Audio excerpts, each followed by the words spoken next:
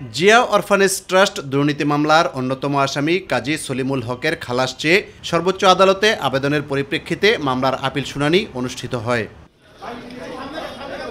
4 দিন ধরে চলা শুনানিতে অংশ নেন খালেদা জিয়া, দুর্নীতি দমন কমিশন ও রাষ্ট্রপক্ষের আইনজীবীরা। উভয় পক্ষের যুক্তিতর্ক ও শুনানি শেষে বিএনপির চেয়ারপারসন বেগম খালেদা জিয়া ও ভারপ্রাপ্ত চেয়ারম্যান তারেক রহমান সহ বাকি 4 আসামিকে খালাস দেন বিচারপতি ডক্টর সৈয়দ রেফায়েত আহমেদের নেতৃত্বে গঠিত আপিল বিভাগের 5 সদস্যের বেঞ্চ। এ সময় আদালত তার পর্যবেক্ষণে বলেন, প্রতিহিংসার মাধ্যমে খালেদা জিয়ার সম্মানহানি করা হয়েছে।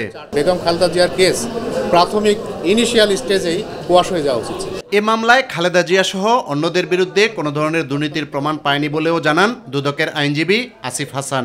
কোনো মিসঅ্যাপ্রোপ্রিয়েশন বা কনভার্ট বা আইনের ব্যত্যয় ঘটে এমন কোনো কাজ কিন্তু করেন নাই। ওনাকে টাকাটা দেওয়া হয়েছিল ট্রাস্ট গঠনের জন্য, এতিমদের ট্রাস্ট গঠনের জন্য। উনি আলটিমেটলি এই টাকাটা এতিমদের ট্রাস্টেই দিয়ে দিল।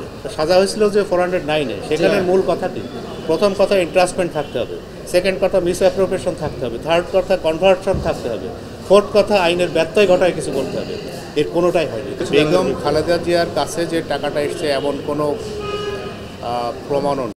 তবু আমরা ধরে নিছি যে উনি যেহেতু প্রাইম মিনিস্টার ফান্ডে ছিল, উনি প্রাইম মিনিস্টার ছিলেন, সেহেতু ওনার একটা দায়িত্ব ছিল এবং উনি দায়িত্ব সঠিকভাবে পালন করেছেন। আলটিমেটলি এইসব সমস্ত কিছু এবং ল ফ্যাক্ট সব কিছু বিবেচনা করে অনারেবল অ্যাপিলেট ডিভিশন আজকে ক্রিমিনাল আপিলটা সবগুলো ক্রিমিনাল আপিলই অ্যালাউ করেছে এবং নন অ্যাপিলিং যারা আছে তাদেরকেও খালাস দিয়েছে। কারণ হচ্ছে যে এটা ম্যালিশিয়াস প্রসিকিউশন হচ্ছে, এই কারণ এটা কোনো মামলাই হয় না, ম্যালিশিয়াস প্রসিকিউশন। খালেদা জিয়ার আইনজীবীরা জানান, অসৎ উদ্দেশ্য হাসিল করতে রায়কে প্রভাবিত করা হয়েছে। যে মামলার মধ্যে কোনো কিছুই ছিল না, সেই মামলায় হাইকোর্ট বিভাগ 5 বছর থেকে 10 বছর করেছে। এটা খুবই দুঃখজনক। অর্থাৎ বিচার ব্যবস্থা বলে কিছু ছিল না। ফ্যাসিস্ট সরকার যা বলতো সেভাবেই এই জাজমেন্ট হতো এবং বেগম খালেদা জিয়া এবং অন্যান্যদের বিরুদ্ধে সেরকম জাজমেন্টই এখানে হয়েছে।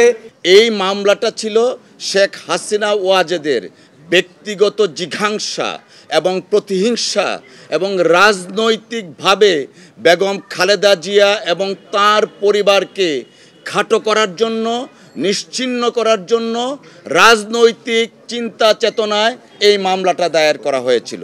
মহামান্য সুপ্রিম কোর্টের অ্যাপিলেট ডিভিশনের ফোল্ড কোর্ট থেকে দেশনেত্রী বেগম খালেদা জিয়া সহ জনাব তারেক রহমান সাহেব এবং অপরাপর সকল আসামি ন্যায় বিচার পেয়েছেন, আলহামদুলিল্লাহ।